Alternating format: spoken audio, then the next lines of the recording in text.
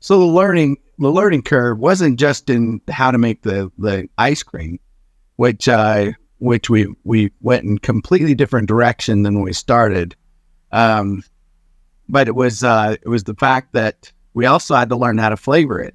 One thing we've noticed with some of the copycats or the different people that are making liquid nitrogen ice cream is they don't have a lot of flavors, or they're using off the shelf flavors that may not work that well with with ice cream, because it's either makes it too sweet or has an aftertaste or whatever. But what we did is we started with extracts.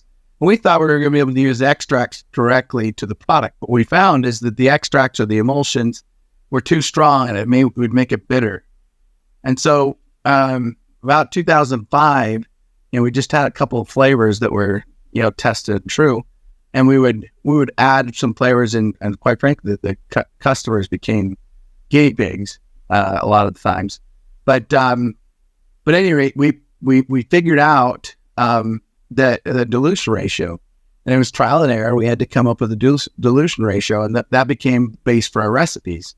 Now, all of our recipes are made from an all natural product when possible. There's some things that just aren't possible, like cotton candy is not a natural flavor. So therefore, it's not a natural cotton candy flavor, but strawberry, things that can be are.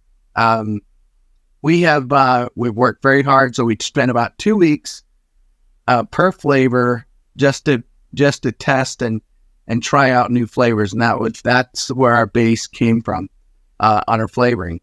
But the thing we found until about 2011 is that once you dilute the flavors, especially since they're all natural, they ferment, and that's a problem.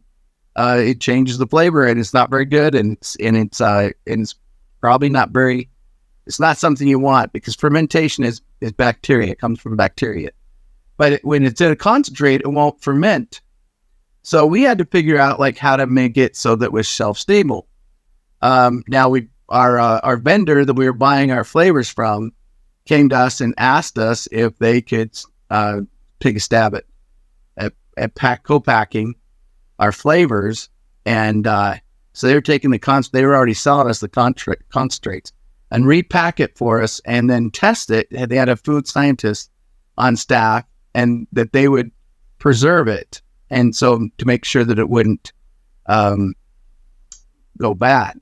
So we have a very low sugar flavor, if not sugar free, according to the FDA, and it's shelf stable for 3 years.